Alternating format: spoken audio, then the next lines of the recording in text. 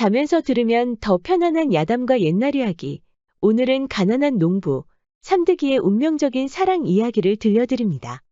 구독과 좋아요, 알림 설정도 잊지 말고 꾹 눌러주세요. 옛날 어느 시골 마을에 삼득이라는 가난한 농부가 살고 있었습니다. 아버지는 황가내에서 평생 머슴살이를 하다가 지난해에 세상을 떠났지요. 황간의 양반은 아량을 베풀어 삼득이에게 소장농의 기회를 주었답니다. 하지만 소장농 역시 농장주에게 예속된 노비였기에 여전히 가난했고 삶도 힘들었지요. 삼득이는 오늘도 고추밭으로 향하고 있었는데 무심코 들여다본 집에서 웬 아리따운 여인을 보았습니다. 대청마루에서 머리카락을 쓸어 넘기는 이 여인은 양반 박간혜의 딸 옥금이었습니다.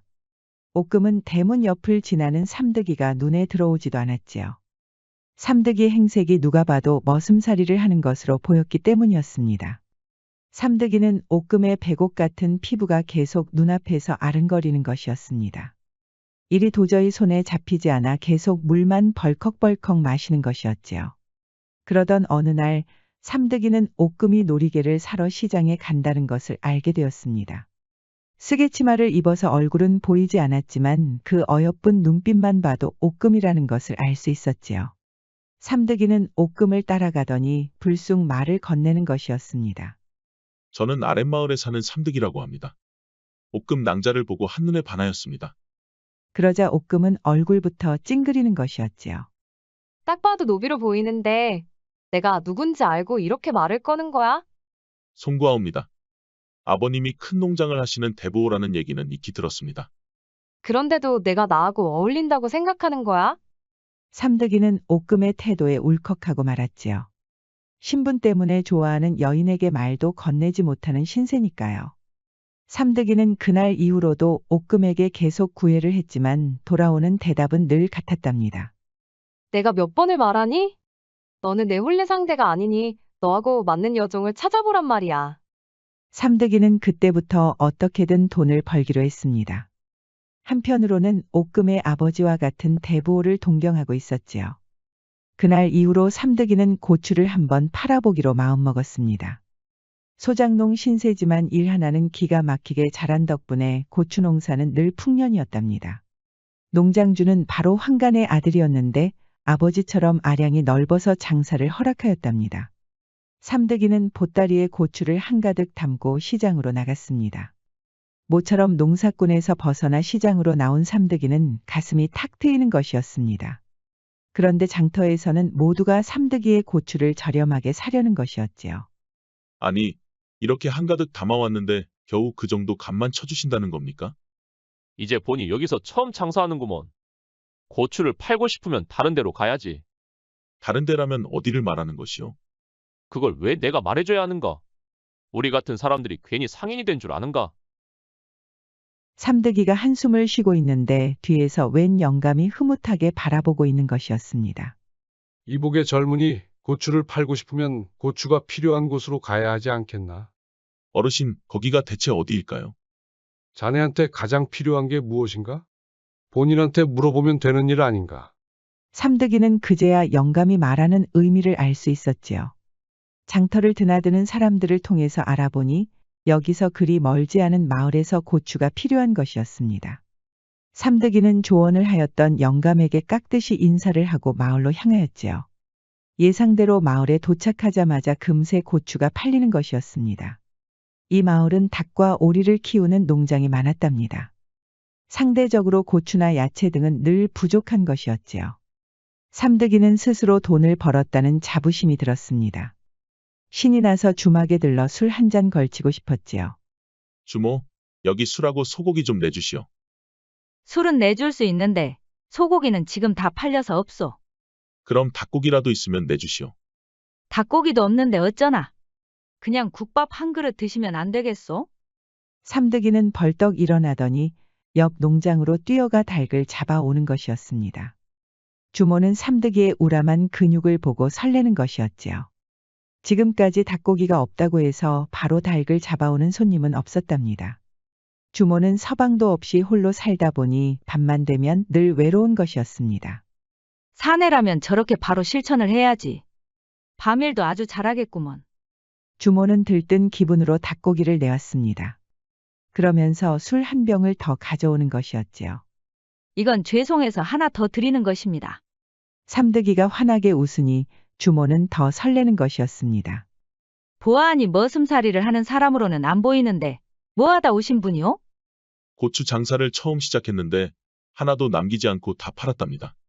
삼득이는 기분이 워낙 좋아서 아무나 붙잡고 얘기를 해주고 싶었지요. 주모가 마침 물어봐 주니 오늘 무슨 일이 있었는지 모두 말하는 것이었습니다. 주모는 마침 손님 발길도 뜸해서 삼득이 앞에 앉아서 얘기를 들어주었지요. 듣다가 무릎을 치면서 추임새까지 넣어주는 것이 아니겠어요. 그러자 삼득이도 얘기를 들어주는 주모가 마음에 든 것이었습니다. 안 그래도 우리 주막도 고추가 많이 필요하오. 혹시 더 있으면 좀 가져와 보시구려. 말씀만 하십시오. 지금이라도 당장 이 보따리에 세 곱절은 가져올 수 있습니다. 일 하나는 아주 잘하는가 보네. 하긴 하루 종일 일해도 지치지 않아 보이는 몸이야. 주모는 햇빛에 탄 삼득이의 가슴을 보더니 침을 꿀꺽 삼키는 것이었습니다. 어서 그 고추 맛 좀 보고 싶네. 빨리 가져와 보시구려. 삼득이는 말한 대로 고추를 가득 담은 보따리 3개를 가지고 오는 것이었지요. 주모는 그저 농담으로 알았는데 진짜로 고추를 이렇게 많이 가져올 줄은 몰랐던 것이었습니다. 이것을 또 다 짊어지고 오느라 힘드셨겠네. 주모 말대로 다시 힘을 썼더니 배가 다 꺼진 것 같소. 기다리시면 소고기 내오겠습니다. 아까는 소고기가 다 팔렸다고 하지 않았소? 이렇게 귀한 손님은 예외지요. 가까운 농장 주인에게 특별히 말해서 가져오면 되니까 여기 꼼짝 말고 있으시오. 삼득이는 주모에게 남은 고추까지 다 팔아버리자 하늘을 나는 것 같았습니다. 주모는 장사를 접어버리고 삼득이 앞에 앉았습니다. 삼득이가 가져온 아주 싱싱한 고추까지 내온 것이었지요. 이게 바로 그대가 방금 가져온 고추요. 아주 아삭아삭하고 맛있네 그려. 주모는 고추를 입안에 넣어 맛있게 먹는 것이었습니다. 고추 농사 한번 제대로 했구먼. 고추를 먹은 탓일까요? 입안뿐만 아니라 온몸이 뜨겁게 달아오르는 것이었습니다. 자, 한번 넣어보시구려. 주모가 밥상을 구석으로 밀더니 치마를 걷어올리는 것이 아니겠어요. 주모는 까무스름한 얼굴을 하고 있었지만 치마 안으로는 우윳빛의 하얀 속살이 드러나는 것이었습니다. 삼득이는 눈이 휘둥그레지더니 침을 꿀꺽 삼키는 것이었지요. 긴장하지 말고 어서 넣어주라니까. 주모도 참 갑자기 이러시면 제가 부끄럽지 않습니까? 듬직한 사내가 갑자기 수줍어하는 것이요? 어서 들어오시기나 하시오. 삼득이는 하늘을 나는 기분으로 몸을 뜨겁게 흔들어 보았답니다. 주모도 어찌나 좋은지 녹초가 될 정도로 삼득이의 양손을 잡고 놔주지 않는 것이었습니다. 내 예상대로 역시 크긴 크구먼. 아주 꽉 조여주는 맛이 있어 불어. 삼득이와 주모는 모처럼 고난 잠을 잤답니다. 다음 날 아침 삼득이는 다시 고추를 팔려고 황간회로 향했지요. 가던 길에 시끌벅적한 곳이 보여서 들렀습니다. 보부상들이 몰려오면서 장시가 열린 것이었지요. 그런데 그곳에서 빛이 나는 도자기들이 보였답니다. 삼득이는 도자기에 관한 조회는 없었지만 한눈으로 봐도 귀하다는 것을 알 수 있었지요. 어르신, 이 도자기들은 다 얼마입니까? 정정하신 어르신이 헛기침을 하며 가격을 말했답니다. 역시나 삼득이가 감당할 만한 가격은 아니었지요. 어르신은 일전의 영감처럼 흐뭇하게 웃더니 장사를 하고 싶으면 공방에 가보라는 것이었습니다. 삼득이는 깍듯이 인사를 하고 어르신이 말한 장소로 가는 것이었지요. 공방은 역시나 장터에 비해 아주 저렴하게 팔고 있었습니다. 게다가 손으로 직접 도자기를 만드는 풍경이 삼득이의 시선을 사로잡은 것이었습니다. 그래, 젊은 총각이 도자기들을 사서 어디다 쓰려고 그러는가? 장사를 해보려고 합니다. 장사라, 그런데 왜 하필 도자기인가? 박약해 보일 수 있으나 제가 사실 방금 도자기 공예에 흥미를 느낀 것 같습니다. 그러자 공방 어르신이 활짝 웃는 것이었습니다. 젊은 총각이 뭘 그리 쑥스러워하나? 나 역시 젊은 시절에 우연히 공방에 들렀다가 이렇게 평생 도자기 만드는 일에 전념하고 있지 않나. 부담 갖지 말고 한번 도자기를 만들어 보시게나. 그래도 되겠습니까, 어르신? 아니 될 이유가 있는가? 내 옆에 와서 만들고 있으면 차근차근 알려주겠네. 그리하여 삼득이는 한 달 동안 공방을 드나들며 도자기를 만들었답니다. 도자기를 만드는 일은 상상했던 것보다 훨씬 재미난 것이었지요. 드디어 도자기를 팔 수 있는 경지에 이르자 조심히 보자기로 싸서 시장으로 향하는 것이었습니다. 어르신도 장사를 한다고 하니 특별히 새와 꽃 등의 무늬까지 넣어주었답니다. 붓으로 그리는 어르신의 실력이 보통이 아니었지요. 시장에 나가 도자기를 펼쳐 보이는데 갑자기 저 멀리서 시끌벅적한 소리가 나는 것이었습니다. 웬 왈패들이 행패를 부리는 것이었지요. 여기서 장사하고 싶으면 자릿세를 내라 하지 않았느냐? 왈패들은 채소와 고기가 든 바구니를 손으로 뒤집으면서 다니는 것이었습니다. 삼득이는 기겁해서 도자기를 얼른 보자기로 싸고 있었답니다. 아니, 이건 또 어디서 불러온 놈이야? 개나 소나 이렇게 장사하러 온다고 하면 어쩌란 말이야? 이보시오. 알겠으니까 이 도자기들은 건드리지 마시오. 내가 지난 한 달 동안 열심히 노력해서 만들었단 말이오. 한 달이라고 하였냐? 나는 지난 2년 동안 여기 시장을 다 잡은 놈이다 이거야. 왈패들은 삼득이의 심정도 모르고 도자기들을 모두 발로 차서 깨버린 것이었습니다. 삼득이는 하늘이 무너지는 것 같았지요. 깨진 조각들을 모두 담아서 힘없이 걸어오는데 고추를 모두 사주었던 주모가 보이는 것이었습니다. 아니, 무슨 일이 있길래 그렇게 기운이 없으시오? 주모는 삼득이가 그동안 도자기를 만들었다고 하니 의외라는 생각이 들었답니다. 아니, 우직한 사내인 줄만 알았더니 그런 섬세한 면도 있었소. 지난번에는 아주 날 소잡듯이 하더만. 이번에는 좀 부드럽게 다뤄줄 수 있겠는가? 주모, 농을 할 기분이 아니오. 한 달 동안 열심히 만들었는데 이게 다 뭐란 말이오. 그러자 주모가 입을 가리며 웃는 것이었습니다. 전국에서 이것저것 하던 치가 있는데 아버지가 옹기 가마를 물려주었다고 하오. 그 깨진 것들 가져다 주면 다시 도자기로 만들 수 있을 것이오. 그러니 내가 다 살 테니 염려하지 마시오. 삼득이는 눈이 번쩍 뜨이는 것이었습니다. 그게 정말이오? 이렇게 다 깨졌는데 값어치가 있겠소? 다른 사람이라면 값어치가 없지. 그게 크니까 다 값어치가 있는 거 아니겠소. 주모가 삼득이의 무릎 위로 손을 올려놓는 것이었지요. 삼득이는 그렇게 주모와 또 한 번 하룻밤을 보낸 것이었습니다. 삼득이는 날이 밝은 대로 공방이 있는 곳으로 향했습니다. 아니, 벌써 도자기들을 다 판 것이냐? 어르신, 갑자기 웬 왈패들이 들이닥치는 바람에 모두 박살이 났습니다. 삼득이는 갑자기 울컥하는 것이었습니다. 어르신이 직접 붓으로 새와 꽃까지 그려주었으니 너무 미안했던 것이었지요. 그러자 어르신이 허하고 웃는 것이었습니다. 도자기야 다시 만들면 되는 게 아닌가? 그런 일로 사내가 질질 짜서야 되겠느냐? 어르신은 삼득이가 도자기에 대한 애정이 깊다는 것을 깨달았답니다. 삼득이가 도자기 공예가로서 가능성이 있다고 본 것이었지요. 어르신은 모든 일을 마치고 삼득이를 집으로 데려왔답니다. 에이야, 여기 술상 좀 내오거라.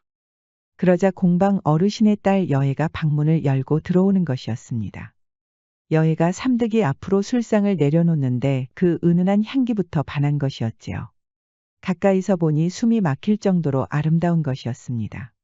박간애의 딸 옥금보다도 절세미인이었지요. 그날 밤에는 공방 어르신과 술을 마시며 이야기꽃을 나누었습니다. 공방 어르신은 머슴살이를 하는 아버지가 있었습니다. 삼득이와 처지와 똑같았지요. 지금까지 살았던 인생도 삼득이와 너무나 비슷한 것이었습니다. 그런데 어르신, 그동안 궁금했지만 묻지 않았는데 다리는 왜 불편하신 겁니까? 아버지 따라 머슴일을 하다가 큰 사고로 이렇게 됐다네. 걷는 건 불편하지만 그래도 내가 좋아하는 도자기들을 만들 수 있으니 얼마나 좋은가. 아무리 봐도 어르신의 이 공예 실력은 썩히기가 아쉽습니다. 내일이라도 당장 제가 양반댁들을 드나들며 팔아보겠습니다. 예끼 이 사람아, 나라고 아내 받겠는가? 아랫마을이라면 모를까. 양반댁들한테는 씨알도 안 먹힌다네. 그래도 제가 한번 해보겠습니다. 이참에 어르신의 실력을 만천하에 알려보겠습니다. 그거 참 도자기 얘기는 그만하고 오늘은 술잔이나 기울여 보세나. 삼득이는 날이 밝은 대로 양반댁들을 드나드는 것이었습니다. 어르신이 말한 대로 장사는 매일 허탕이었지요. 도자기 구경도 안 하는 양반이 태반이었답니다. 그러는 동안에 삼득이는 어르신에게 그림까지 배웠습니다. 이제는 새와 꽃, 산의 풍경까지 그럴듯하게 그리는 것이었지요. 그러던 어느 날 삼득이는 평상시처럼 양반집을 찾았습니다. 이번에는 자신이 직접 새와 꽃무늬를 그린 도자기를 가지고 갔답니다. 양반집 노비는 설명도 다 듣지 않고 내쫓으려고 했고 삼득이는 계속 버티고 있었지요. 그렇게 서로 다투고 있는데 귀티가 흐르는 마님이 지나가는 것이었지요. 무슨 일인데 이렇게 소란스러우냐? 아니 이놈이 글쎄 느닷없이 찾아와서 도자기를 팔고 싶다지 않습니까? 마님도 별 관심이 없어 보이는 건 마찬가지였습니다. 그렇게 돌아가려는데 삼득이가 자신이 직접 새와 꽃무늬를 그린 도자기를 보여주는 것이었습니다. 마님, 그러지 마시고 한 번만 봐주십시오. 이렇게 귀한 도자기는 어디를 가도 없습니다. 그러자 마님이 도자기를 유심히 보더니 삼득이를 집으로 들이는 것이었습니다. 삼득이의 노고가 갸륵한 덕분이었을까요? 마님의 태도는 삼득이가 만났던 다른 양반댁들과는 미묘한 차이가 있는 것이었습니다. 그래, 자네가 그린 그 새와 꽃무늬 좀 다시 보세나. 삼득이는 숨을 헐떡이며 도자기를 조심스럽게 꺼내 보였습니다. 아주 잘 그렸구나. 네가 말한 대로 가치가 있어 보이는구나. 삼득이는 기분이 좋아 활짝 웃는 것이었습니다. 마님은 삼득이에게 도자기를 만드는 대로 가져오라고 하는 것이었습니다. 비록 값어치는 낮게 불렀지만 마님이 그림을 관찰하며 값을 치러주니 삼득이는 마치 도자기 공예가로서 유수한 인물이 된 것 같았지요. 그렇게 2달이 지날 때쯤 마님이 도자기를 한참 관찰하고 있는데 한 여인이 명랑한 표정으로 뛰어오는 것이었습니다. 삼득이 앞에 앉은 이 여인은 마님의 딸 숙향이었답니다. 숙향 역시 박간애의 딸 옥금보다도 절세미인이었지요. 그런데 숙향을 대하는 마님이 좀 이상했습니다. 이미 다 큰 성인을 어린아이 달래는 듯하는 것이었지요. 알고 보니 숙향은 어릴 적 사고로 성장이 더딘 것이었습니다. 겉으로는 영락없는 처녀였지만 하는 행동은 10세도 안 된 어린아이 같았답니다. 내 딸 숙향이라고 하네. 내가 이 그림을 볼 때마다 딸이 떠오르지 뭔가. 그러셨군요. 몰라봬서 송구합니다, 마님. 그 이후로도 삼득이는 열심히 도자기를 만들었답니다. 숙향을 알게 된 뒤로부터는 그림에 더 매진하였지요. 공방 어르신도 사정을 듣고 더 열심히 그림을 가르쳤답니다. 어느덧 삼득이는 도자기 공예에 익숙해졌습니다. 평소처럼 마님을 찾아가려는데 갑자기 공방 어르신이 부르는 것이었습니다. 삼드가 이제 너도 어엿한 공예가가 되었으니 이 공방을 너에게 물려주고 싶구나. 아니 어르신, 어찌 감히 제가 이 유서 깊은 공방을 물려받을 수 있겠습니까? 너도 알겠지만 이제 나는 늙었고 이 공방을 물려줄 아들도 없구나. 지금까지 너처럼 도자기 공예에 정성을 다한 사람은 없었단다. 오랫동안 널 지켜본 바로는 너만한 적임자가 없구나. 삼득이는 감복하여 바로 공방 어르신에게 절을 올렸답니다. 그리고 너도 이제 장가를 가야 하지 않겠느냐? 내 딸 여혜를 어찌 생각하느냐? 삼득이는 울컥하고 말았답니다. 그저 도자기가 좋았던 것뿐인데 이렇게 공방을 물려받고 어여쁜 여인과 혼례까지 올릴 수 있었으니까요. 정말 무슨 말씀을 드려야 할지 그저 감사하고 또 감사합니다, 어르신. 마침 방으로 들어온 여혜는 얼굴이 빨개지는 것이었습니다. 여혜 역시 부지런히 일하는 삼득이가 마음에 들었던 것이었지요. 이제는 아버지 못지않게 도자기도 잘 만들고 양반댁의 장사까지 하고 있으니 혼례를 미룰 이유가 없는 것이었습니다. 그날 밤 삼득이는 여혜의 방에 처음으로 들어갔답니다. 여인의 야릇한 향기가 코를 찌르는 것이었지요. 그렇게 삼득이는 여혜와 함께 뜨거운 밤을 보냈답니다.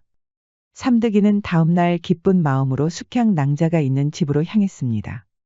최근에는 숙향이 좋아하는 꽃무늬를 더 많이 그리고 있었답니다. 어서 오시게. 안 그래도 내가 자네한테 할 말이 있었네. 말씀하소서 마님. 이제 자네도 어엿한 도자기 공예가가 되었지 않은가? 그러자 삼득이가 활짝 웃는 것이었습니다. 모두가 마님이 베풀어 주신 은혜 덕분입니다. 실은 자네가 그린 그림을 보면서 내 딸 숙향에 대해 많이 생각해봤다네. 이제 시집을 갈 나이가 되었는데 항상 고민이었지. 어떤가? 내 딸 숙향과 혼례를 올릴 마음이 없는가? 그렇게만 해준다면 자네는 평생 떵떵거리며 살 수 있다네. 삼득이는 너무 놀라서 마님에게 절을 올리는 것이었습니다. 하지만 등줄기부터 식은땀이 흐르는 것이었습니다. 이미 공방 어르신의 딸 여혜와 혼례 약조까지 올렸고 지난밤에는 함께 있었으니까요. 왜 그러나 숙향이 색시로 맞이하기에는 부족한가? 아닙니다, 마님. 제가 감히 어찌 그런 생각을 할 수 있겠습니까? 이해하네. 숙향이 어린 나이에 큰 상처를 받는 바람에 저렇게 되었다네. 그 때문에 양반댁 자제들은 거들떠보지도 않았지. 어미라는 사람은 매일 밤 눈물만 흘릴 뿐이지 딸을 위해서 해줄 수 있는 게 없었다네. 그러는 와중에 자네가 나타난 게야. 삼득이는 어쩔 수 없이 숙향과의 혼례를 약조하고 말았답니다. 마님과 숙향은 기뻐했지만 집으로 돌아오면서 자신을 꾸짖는 것이었습니다. 이런 미친놈을 보았는가? 어쩌려고 그런 약조를 했단 말인가? 삼득이가 고개를 숙이고 공방으로 돌아왔는데 화들짝 놀라는 것이었습니다. 공방이 모두 엉망진창이 되었던 것이지요. 어제까지만 해도 있었던 도자기들도 모두 박살이 난 것이었습니다. 방에는 공방 어르신이 주저앉고 서럽게 울고 있는 것이었지요. 어르신, 무슨 일이 있었던 겁니까? 말도 말게. 왈패 녀석들이 자릿세를 내지 않았다고 이렇게 만들어 놓고 갔지 뭔가. 자릿세라니요. 어르신은 장사도 하지 않는데 무슨 자릿세를 운운하는 겁니까? 실은 돈이 좀 필요해서 식솔들을 시켜서 도자기를 내다 팔았다네. 왈패들이 그것을 알고 여기까지 쳐들어온 모양이야. 세상에, 아무리 그래도 그렇지. 천하의 몹쓸 놈들을 보았는가? 삼득이는 당장 시장으로 달려가 왈패들과 맞닥뜨렸지요. 공방 어르신의 복수를 하고 싶었지만 왈패들의 수가 너무 많아 당해낼 수가 없는 것이었습니다. 삼득이는 여혜와 숙향에게 혼례를 약조한 죄로 이렇게 두들겨 맞는 것이라고 믿었답니다. 누가 누굴 욕한단 말인가? 나는 맞아 죽어도 싼 놈이다. 삼득이는 그동안 번 돈으로 다시 공방을 일으켜 세웠습니다. 어르신은 사정도 모르고 삼득이가 기특하기만 했지요. 공방을 세우고 도자기들을 다시 만들고 있는데 마님의 식솔이 찾아온 것이었습니다. 그래, 공방에서 일은 잘 마무리되었는가? 공방이라 하시면 어떤 일을 말씀하시는 겁니까? 다 들어서 알고 있네. 왈피 녀석들이 자네가 있는 공방을 엉망으로 만들었다지. 그 일을 마님이 어떻게 아십니까? 사실 마님은 이조 판서 백씨의 부인이었습니다. 백씨는 임금의 두터운 신임을 받고 있었지요. 들리는 소문으로는 임금도 어찌할 수 없을 정도로 영향력이 막강하다는 것이었습니다.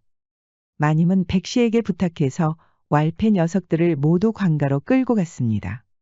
이제 자릿세를 내라는 왈패들은 없다네. 그동안 마음고생 많이 했을 텐데 왜 나한테 말하지 않았나? 송구하옵니다, 마님. 어찌 저에게 이렇게까지 해주십니까? 곧 나의 사위가 될 터인데 이 정도도 못 해줄까? 그러자 삼득이가 고개를 들지 못하고 눈물을 뚝뚝 흘리는 것이었습니다. 아니 왜 그러나 결국 내 딸하고 혼례는 올리지 못하겠다는 겐가? 송구하옵니다, 마님. 실은 공방 어르신의 따님과 이미 혼례를 약조하였습니다. 그러고도 마님의 은혜에 워낙 감사하여 숙향낭자와의 혼례까지 약조했습니다. 저를 죽여주십시오. 마님은 뜻밖의 고백에 당황하는 것이었습니다. 가히 괘씸한 일이었지만 삼득이가 후회의 눈물을 흘리며 고개를 숙이고 있으니 마음이 점점 누그러지는 것이었지요. 그런 사정이 있었구먼. 알겠으니 일단은 오늘은 돌아가시게. 삼득이는 그날 이후로 도자기도 만들지 못하고 있었답니다. 여혜가 찾아왔는데도 감히 얼굴을 내밀지도 못하였지요. 너무 부끄러워서 이대로 죽어야 할 것 같구나.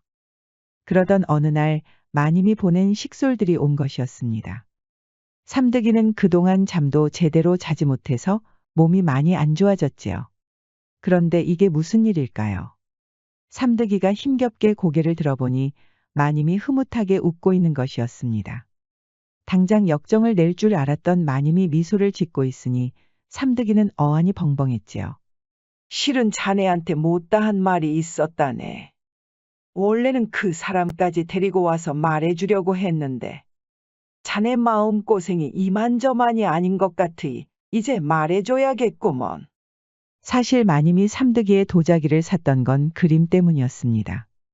예전에 머슴살이를 했던 남자가 그린 그림과 비슷했던 것이지요. 그 머슴이 바로 공방 어르신이었습니다. 집을 짓다가 큰 사고가 있었는데 공방 어르신이 지금의 숙향을 구하려다 다리를 크게 다쳤던 것이었습니다. 마님은 너무나 미안해서 종문서를 태우고 공방을 차릴 수 있는 돈까지 준 것이었지요. 마님은 공방 어르신에게 호감이 있었답니다. 지금은 이조 판서 백씨와 살고 있지만 순진무구했던 젊은 시절에는 그림을 잘 그리는 공방 어르신이 멋있어 보였지요. 자네가 모시는 그 공방 어르신을 만나고 너무 놀랐다네. 우리는 서로 사모하고 동경했지. 자네 그림을 보니 젊은 시절이 떠올라서 그만. 내 딸의 혼례를 감정적으로 처리한 게 후회가 됐다네. 너무 걱정하지 말고 자네가 원하는 사람과 혼례를 올리게. 마님, 이 은혜를 정말 어찌 갚아야 할지 모르겠습니다. 삼득이는 공방 어르신의 딸 여혜와 혼례를 올렸습니다. 마님은 이후로도 공방을 위해 많은 지원을 아끼지 않았답니다. 삼득이가 마님의 지원을 받으며 혼례를 올리자 시기하는 사람들이 많았지요. 삼득이를 소장농으로 데리고 있었던 황간의 아들은 땅을 치며 후회하는 것이었습니다. 삼득이가 이렇게 좋은 배필을 만난 계기가 바로 고추 장사를 시작할 때부터였으니까요. 그리고 또 한 사람, 삼득이가 가장 먼저 좋아했었던 박간의 딸 옥금이었습니다. 저렇게 실속 있는 놈이었으면 내가 먼저 혼례를 올렸어야 했는데 정말 아쉽네. 우연이 필연으로 이어진다는 말이 있지요. 삼득이가 우연찮게 도자기에 흥미를 느끼면서 공방 어르신과 마님의 필연으로 이어졌습니다. 삼득이의 사랑으로 인연이라는 건 참 신기하다는 생각을 하게 됩니다.